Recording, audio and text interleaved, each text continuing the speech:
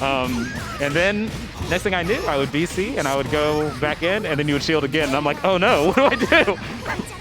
Well, speaking of what do I do, Xerom is having to play against Hamma, which is possibly one of our most what do I do against this guy fighters out here. I previously dubbed this man the Brock Lesnar of Xanadu. And despite the fact that his untarnished record has been tarnished by Ludovic, he's still one of our scarier players. Now, if there's a character that can do damage against Kouma, it is Miyako. Oh, that's rough. That's a bit of a rough start for Xerom. Yeah, and I mean, if I remember correctly, last time Xerom and Hamma ran into each other, Hamma won like pretty decisively. So I feel like for Xerom, this is a big like, this is a moment where he's trying to like regain his lost honor. He's trying to fight back at the strength that he once lost to Hamma and recapture it. Yeah, everybody gets bracket rivals if you go to the same local a couple times in a row.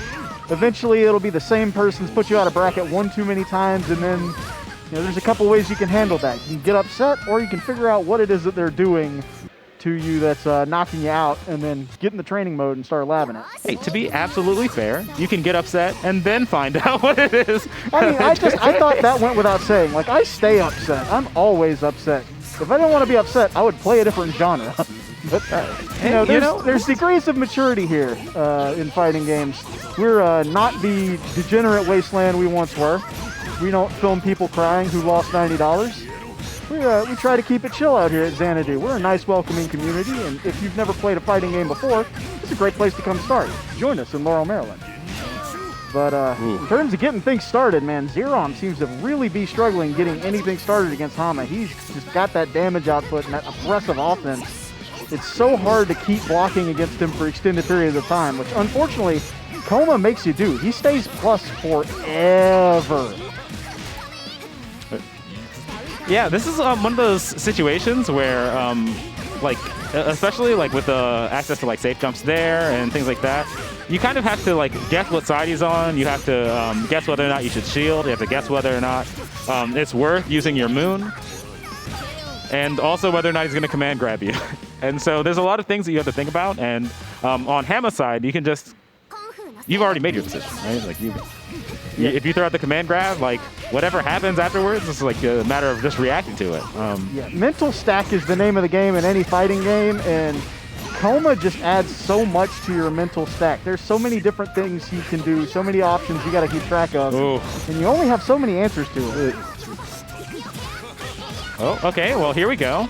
This might be the one hope. The Miyako, I will say, once you get in the corner versus Miyako, I don't know that there's a more frustrating character to try to fight your way out of the corner against, other than maybe Maids. And I can say from experience, when someone like Xerom puts you in the corner, there's not a more frustrating player to get put in the corner by as well. It's not quite as evident in this set specifically, but man, when you play against Xerom and he puts you in the corner and then he just mixes you for 5 minutes, like you start thinking about your life. Like you're not even thinking about the game anymore. You're just sitting there looking at the screen. He's starting to throw out these low shields. Ooh.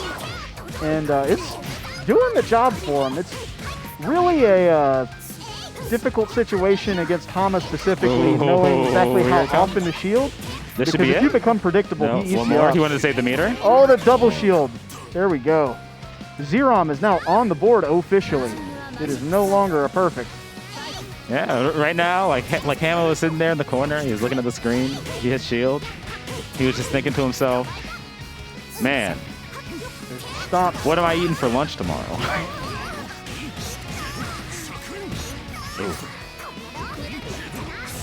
Oh. And sometimes that just standing still and going for the low. Oh, okay, blood heat's popped. Oh. Miyako gonna be looking for a shield here to bait out the blast art. Doesn't end up getting it. It's very rare you actually see those, because virtually everybody knows a decent way of playing against it these days, because you know they're going to be fishing for the shield. Now the question is, how aggressive do you think you can get? Because they might be expecting that you're expecting what they're expecting. Yeah, the mind games run pretty deep in this game, and like there are situations where like there's technically like something that you can do, but the something that you can do is always like so hard to react to on the fly, right? Like sometimes you only have like a few frames. Like for example, when Xerom had the blood heat activated and Kouma activated the armor, like technically when those two things clash, you can jump cancel and shield, right? But it's so hard in the moment to get into those situations and then think to yourself like, oh yeah, well I guess I can just take these like couple of frames that I have before I might get hit to jump cancel and counter. There have been times when I've been talking to good players and they say, oh yeah, XYZ, that's reactable. And I'm like, for you.